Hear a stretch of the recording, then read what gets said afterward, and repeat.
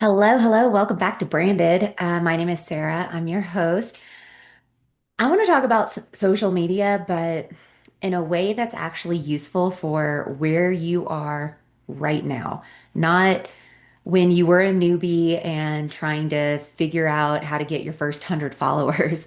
You already know how to use social media. You've been doing it long enough to have your own rhythm, your own kind of style, probably a few formats that work better than others for you. So, this conversation is not about being everywhere, posting every day, and building a presence on every single platform simultaneously. That's just a recipe for burnout. So, we're not going to go there. The question you're likely sitting with right now is not how to show up on social media, it's whether the time and energy you're putting in is actually going to the right places. Because here's what I see with a lot of established business owners. They're not failing on social media, but they're definitely spreading themselves across multiple platforms without a clear sense of what each one is actually for. And when you don't know what a platform is for, you can't really know if you're using it well. So that's what this episode is about. What Instagram, LinkedIn, Facebook, and TikTok each genuinely offer a business at your level, what they cost you in time and energy, and how to make a clear decision about where your attention actually belongs. But before we talk platforms, let's talk about what you're actually trying to do because there's a question worth asking before you even think about which platform deserves your time. Ask yourself, what do I actually want social media to do for my business? Not in a vague sense. Get really specific. Are you trying to attract new people who've never heard of you? Are you trying to deepen the relationship with people who already follow you but maybe haven't bought anything yet? Are you trying to establish credibility in a very specific space? Are you trying to stay visible to people who are already really warm, but they just need a little more time before they decide? Those are four very different jobs, and each platform they some of them do some of those things better and some do it worse. Most established founders are trying to do all four of these platforms all at once, which means you're probably not really doing any of them particularly well. And you end up with a lot of content that sort of does everything, but because of that, it doesn't actually do a single thing very well in order to move the needle. So, getting clear on the primary job that you want social media to do is the very first decision to make. Everything else follows from that. So, let's start with Instagram because for most established businesses, it's where you spend the most time and have probably the most complicated relationship. So, at its core, Instagram is a relationship platform. It's not really a discovery platform, despite what a lot of people still believe. The algorithm has shifted significantly over the last few years, and organic reach to new people is genuinely difficult unless your content goes viral, which is not a strategy you can rely on. But what Instagram does exceptionally well is deepen existing relationships. So the people who are already following you, already warm to what you do, already in your world in some capacity, Instagram is where you show them more of who you are. Your thinking, your processes, your perspective, the texture of how you work. And that deepening is what moves people from simply being aware of you to really interested in working with you. The formats that work best at your level are a combination of reels for reach and carousels for depth. Reels get shown to people who don't follow you, which is the discovery function of the platform. And that's why I say you can kind of only get successful with it if you go viral, because a lot of the times your reels are landing on people's pages and they've never heard of you before, right? So that's the discovery function. Carousels, though, they tend to get saved and shared, which signals to the algorithm that your content is valuable and it'll keep circulating it longer. Now, stories are great for the more personal stuff. It's where your warmest audience lives. These people are watching pretty much everything you post, right? They love the behind the scenes looks, the real-time content that doesn't necessarily belong in a polished post. These are perfect for your stories. And at times, Instagram can feel visually demanding, right? The bar for what looks good has risen significantly, and creating content that feels polished enough to reflect an established brand, it does take time. But that doesn't mean throw perfectionism into the mix, right? So if you're spending hours every week producing Instagram content and it's not directly contributing to your business's growth, then that's worth examining honestly. So the question to ask yourself about Instagram is my audience that I'm building here, are they the actual audience that I want to work with? Or am I simply attracting followers who appreciate my content, but they're not in a position to buy anything that I'm offering? Because those are very different things. And Instagram can do both, but only one of them is really worth your investment of your time. All right, let's get into LinkedIn next. This is one of the most underused platforms for established business owners and also the one with the clearest return on investment when used correctly. LinkedIn is at its core a credibility platform. People go there specifically to learn from people who know things. The mindset of the average LinkedIn user is different from the average Instagram user. On Instagram, someone is typically scrolling for entertainment, inspiration, or connection. But on LinkedIn, someone is there for, they want to think about their work, their business, their professional development. It's much more precise. They're just simply in a different headspace, right? And that headspace makes them significantly more receptive to strategic and intentional content. So, for an established founder who works with other business owners, LinkedIn is where you have the most direct conversations with, about the actual problems that your clients are facing, all without the pressure to make it visually beautiful, without the need to perform, with any kind of extra personality. You show up with clear, specific, honest thinking about what you know. So the format that works best on LinkedIn is writing, long form posts that actually go somewhere. Not like, here's a list, here's 5 tips for XYZ. Actual observations about what you see in the business that you work in. So staying specific, grounded, and writing like you're talking to one person rather than broadcasting to a crowd. The other thing that LinkedIn offers that no other platform does quite as well is professional discoverability. So when someone's considering working with you, they will almost certainly go look at your LinkedIn profile. And your LinkedIn presence is part of how they assess whether you're credible at the level that they need. A well-maintained LinkedIn profile and consistent body of intentional content positions you in a way that Instagram, for all its reach, right, for all that it does, it simply just doesn't do that thing.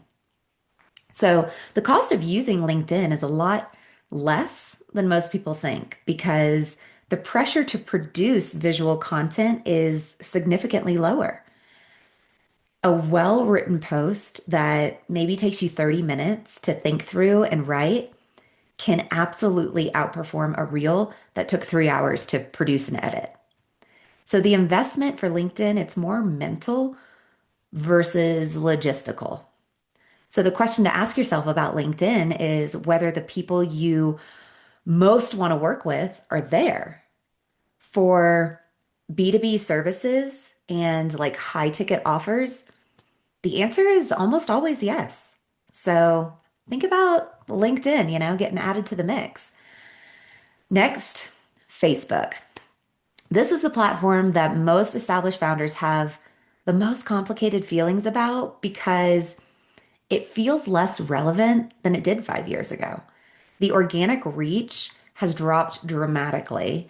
The interface, like what you're actually looking at, right, as you're scrolling, it feels so cluttered compared to Instagram. And excuse me, and the cultural conversation around Facebook has shifted in ways that sort of make some business owners unsure about whether they want to be associated with it. But here's what Facebook still does better than any other platform that we're talking about today: community. So if you have a group, a membership, a course, any kind of offer that involves an ongoing community component, Facebook groups remain the most functional tool for that. The notification systems work, the search functions work, the ability to organize your content within a group, pinning important posts, creating units and guides, all of that infrastructure is still genuinely useful in a way that Instagram, what is it, their close friends list and LinkedIn newsletters, they just simply don't compare. The other thing that Facebook still does really well is retargeting through paid advertising. So if you're running ads, your Facebook pixel and the targeting capabilities of Meta, they're still amongst like some of the most sophisticated available. So your organic presence on Facebook, it may matter less than it used to, but your paid presence on Meta as a platform is still worth understanding if you're wanting to use the platform. So for organic content, the honest answer is Facebook pages have limited reach and limited return, unless you already have a highly engaged following. So most founders are not really building audiences on Facebook pages in 2026, right? They're using Facebook for the community infrastructure and leaving the content creation part to Instagram, which, as you know, feeds directly into Meta's system anyways. So whatever you're doing on Instagram, you can auto populate onto Facebook regardless. So the question to ask yourself about Facebook is whether your business model includes a community component. If it does, Facebook groups are worth maintaining properly. But if it doesn't, your energy could probably be elsewhere. All right, last one, TikTok. This is the platform that most of us feel the least certain about. And that uncertainty is completely understandable because TikTok genuinely operates differently from every other platform that we've just discussed. TikTok is a discovery platform more than anything else available right now. The algorithm shows your content to people who have never heard of you based entirely on how they interact with similar content. So you don't need a following for your content to reach thousands of people. You need a video that holds someone's attention long enough that the algorithm decides it's worth showing to more people. And that's different from other platforms. Instagram's reach is largely tied to your existing audience and your follower count. LinkedIn's reach is tied to your network and your engagement history. TikTok's reach is almost entirely based on content performance, which means a brand new account and a 10-year-old account, not like a 10-year-old kid, but account that's been around for 10 years, have very similar starting points than any other platform. So for established founders, this creates a very interesting opportunity. If you're trying to reach a brand new audience rather than deepen relationships with existing followers, TikTok is the most efficient way to do that organically. But it does come with some cost. The content style that performs on TikTok is kind of specific. It requires a hook in the first, 2 seconds that's strong enough to stop someone from scrolling. It requires a delivery style that feels a little bit immediate and very direct. And it requires a volume of content that most established business owners find unsustainable alongside everything else you're managing. So, the honest truth about TikTok is that it rewards consistency and volume more than any other platform. One video a week will not build your momentum. not in a way that it would on, let's say, LinkedIn, right? And the creative energy required to produce content that feels like made for TikTok rather than an Instagram reel that simply got cross posted, it's pretty significant. So, the question to ask yourself about TikTok is whether your ideal client is actually there and whether you have the capacity to show up in the way that the platform kind of requires. Because half hearted TikTok content is probably not worth your time. But committed, specific, high frequency TikTok content can build an audience faster than anything else currently available. So, how do you decide where your energy belongs? This is the question of the day. Now that we've gone through each platform, really honestly, broken it out, I want to give you a framework for making a real decision rather than just doing what you've always done and what you sort of feel like you should be doing. So here are three questions to ask yourself. First, where is my actual client? Not where could they theoretically be, but where are they in reality hanging out? If your client is a business owner making significant revenue decisions, they're on LinkedIn. If your client is a consumer who discovers brands through visual content, they're on Instagram. If your client is in a community or membership context, they're probably inside Facebook groups. If your client is younger and discovers things through short videos that might be on TikTok. Now, know where they are. Start there. That's the trick. Second question, what does my client actually do best? What does my content actually do best? That's what I meant to say. What does my content actually do best? Some people are genuinely great at writing. Their thinking comes through really clearly, and they can produce a very compelling LinkedIn post faster than they can produce a reel. Other people are so natural on camera and they can create video content really efficiently and really authentically. Your best platform is the one that aligns with how you communicate best, really naturally, rather than the one that you feel like you should be on, but it's a strain. The third question to ask yourself, what can you sustain without it feeling like a second job? Amen, right? Because the best social media content in the world is worthless if you can't maintain it. Consistency matters more than optimization every single time on every platform. Posting 3 times a week on one platform you understand really well will almost always outperform a once a week post across all 4 platforms that you're just sort of managing like anxiously. So before I wrap this up, because I think this is worth addressing, let's talk about quickly repurposing content. The idea of creating content once and distributing it everywhere sounds incredibly appealing. And in theory, there's nothing wrong with that. But in practice, content that is created specifically for one platform rarely performs as well when it's transplanted onto another platform. So, for example, a LinkedIn post that's dropped into an Instagram caption feels like a LinkedIn post that's just been dropped into Instagram. A TikTok video that's cross posted to Instagram Reels often feels a little bit off in its pacing and its style. And same goes for an Instagram carousel that maybe is turned into a Facebook post. It usually underperforms.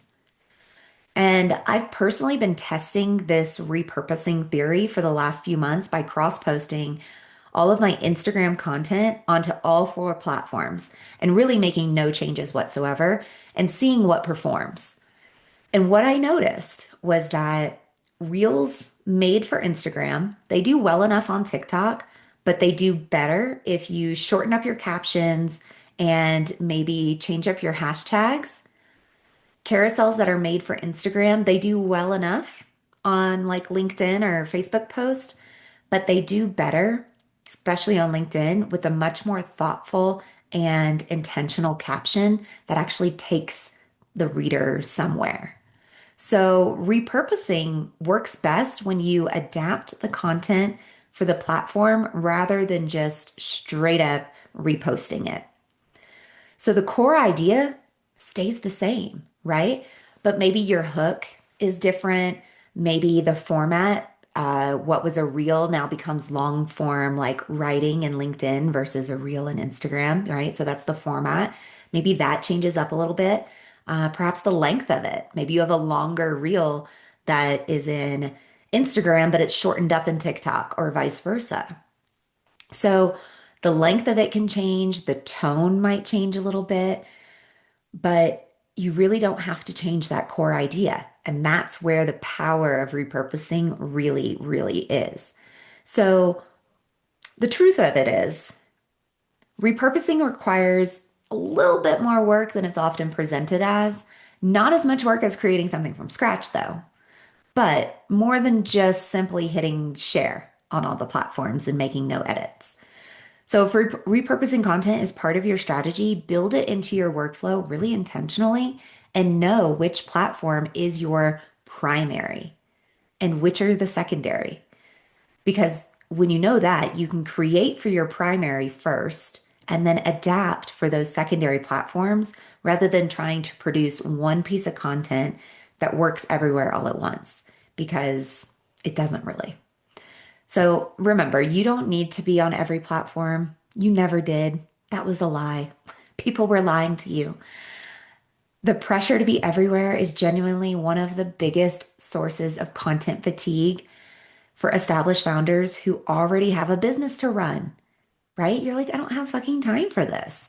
So pick one platform where your client actually is, a platform that aligns with how you communicate naturally and one that you can show up on consistently and really well. Build that first. Get good at it. Let it do what it's designed to do for your business. And then when that platform's working and you're feeling really confident about it, consider adding another. You don't need to overload your plate. Social media is a tool. And just like every tool, it works best when you're clear about what job you're using it for and you choose the right tool for that job rather than picking up every option available and hoping that something works. Your time is worth way too much to be spending it creating content for platforms that are not serving your business. And your brand is worth way too much to show up inconsistently everywhere rather than showing up one place very well. So choose your platform, show up consistently, let the rest of them wait. Share this with a business owner who is spread too thin and knows it. This episode was your deep dive into what social media platforms are right for you right now at this phase of your business. So I hope you enjoyed, and I'll see you next week for a brand new episode. Bye, guys.